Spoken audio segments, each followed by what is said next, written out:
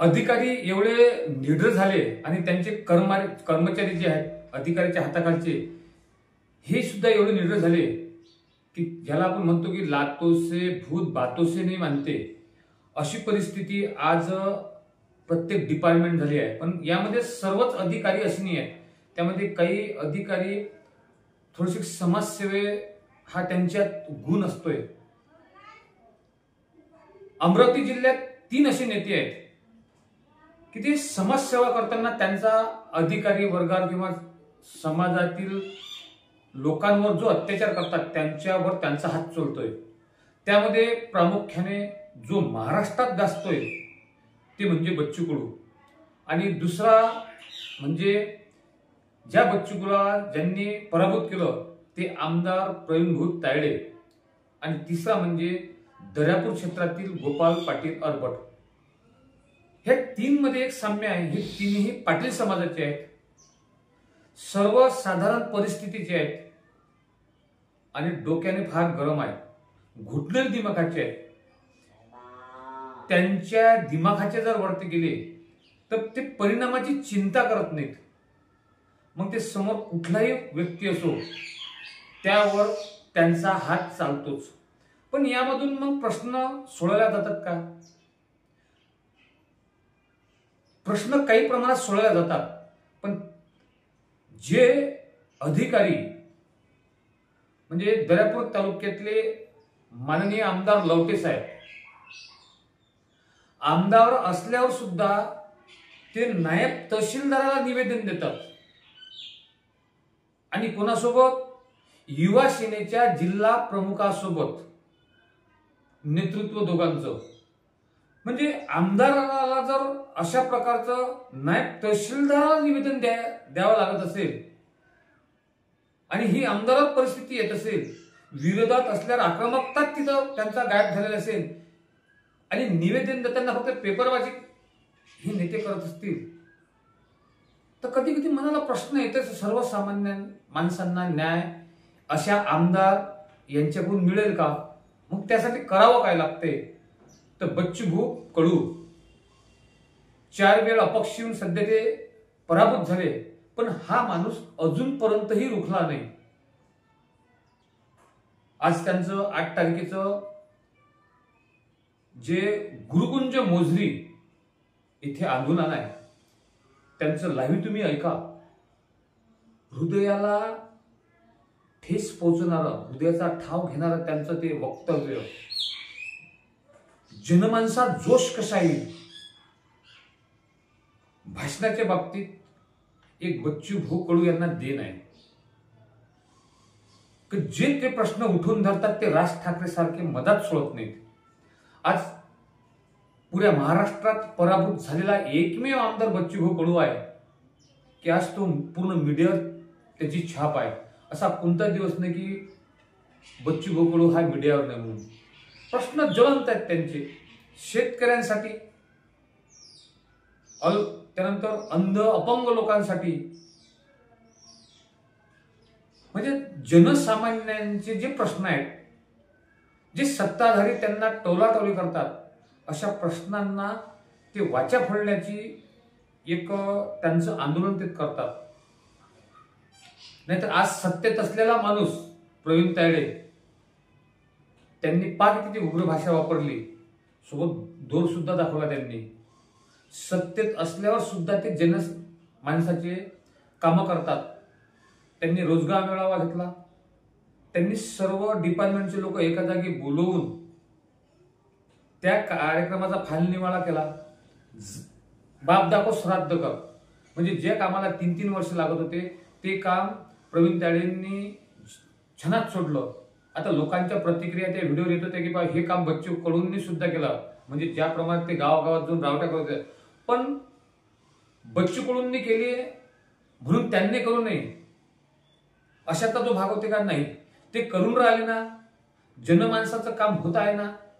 मग प्रवीण तायडेंनी केलं काय? ते व्यवस्थित आहे.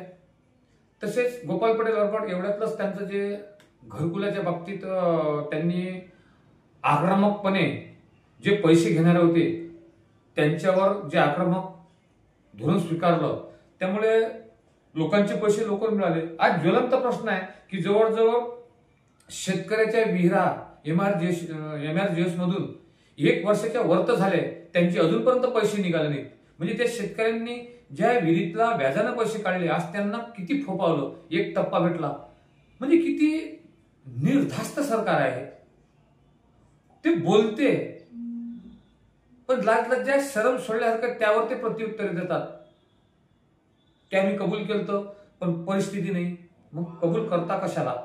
खरंच या राजकारणाची नीतिमत्ता घसरली आणि या नीतिमत्तेमध्ये बच्चू कडू जर गोव्याटले गेला नसते तर आज बच्चू कडूवर ही परिस्थिती राहिली नसती.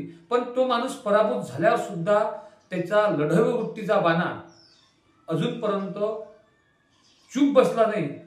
याबद्दल बच्चू कडू यांना मानावंच लागेल.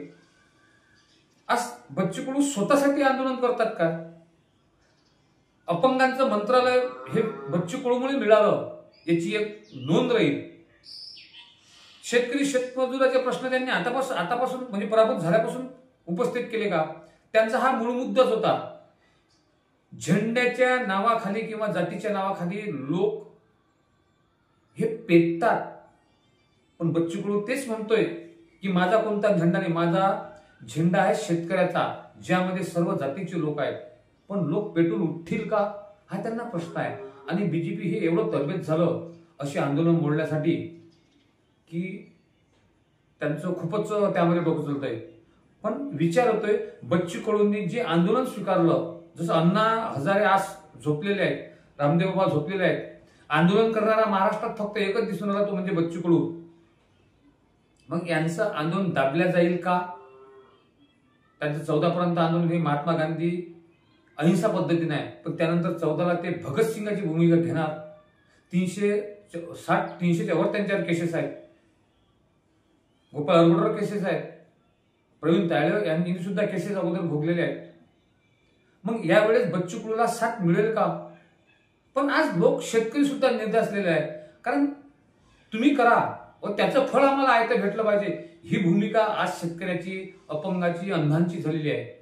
बच्चू कडू तुम लढते रहो, हम तुम्हारे साथ है. पण त्याची प्रतिक्रिया ह्या गावात उमटतील नाही आज तरी असं वाटतंय. मनोज जरंगे यांचं आंदोलन हे मराठा समाजाचं होतं म्हणून ते पेटवलं होतं आणि त्या आंदोलनाला कसं थंडगार केलं फडणवीस यांनी हे सुद्धा आपण सर्वांना ज्ञान आहे.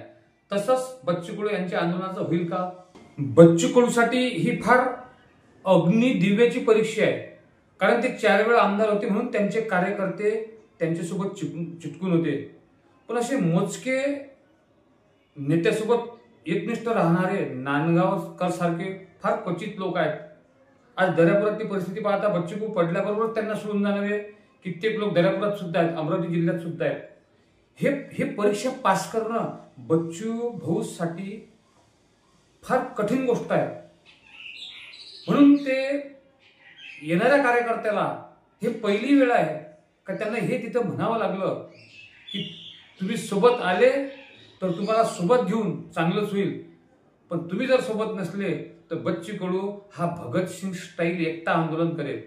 म्हणजेच याची थोडीशी कुणकुण ही बच्चू भाऊ कडू यांना लागलेली आहे की त्यांच्या मागे असलेले कार्यकर्ते हे सत्तेचे लोभी होते. त्यांना पद प्रतिष्ठा असली तेव्हाच ते बच्चू भाऊ सोबत होते. हे बच्चू भाऊला नक्कीच द्याच झाला आहे. म्हणूनच बच्चू भाऊने ती आर्त हाक गुरुकुंज मोजरी येथे आंदोलनाला बसल्यानंतर दिली. पण तरी बच्चू भाऊची प्रशंसा करणं आपल्याला भाग आहे. पडल्यावरही तो माणूस शेतकऱ्यांसाठी एक अन्नत्याग आंदोलन करत आहे. अन्नत्याग आंदोलन म्हणजे त्या गोष्टीचा शरीरावर परिणाम होतोच. मग आता लोकांना असं वाटत असेल की हा माणूस जादूगर आहे, हा नौटंकी आहे. पण ते प्रश्न कोणासाठी उपस्थित करू राहिले? शेतकऱ्यासाठीच ना. कारण आज महाराष्ट्रात या सरकारच्या विरोधात एक भ्रष्ट शब्द कोणताच नेता कळत नाही. कारण ते सर्व भ्रष्ट असल्यामुळे त्यांची ती ताकद नाही आहे. पण ती ताकद बच्चू कडू यांच्यामध्ये आहे.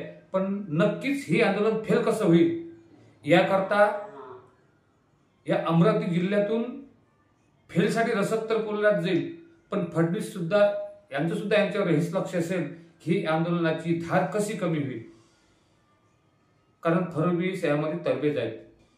त्यासाठी शेतमजुराला पेटावं लागेल, त्याच वेळेस बच्चू कडूचं आंदोलन सक्सेस होईल असं म्हणण्यास हरकत नाही. आपल्याला व्हिडिओ आवडल्यास नक्कीच लाईक, सबस्क्राईब, शेअर करण्यास विसरू नका. आपलं चॅनल गन्ना का फन्ना युट्यूब चॅनल प्रस्तुत करता गणेश पाटील साखरे. धन्यवाद.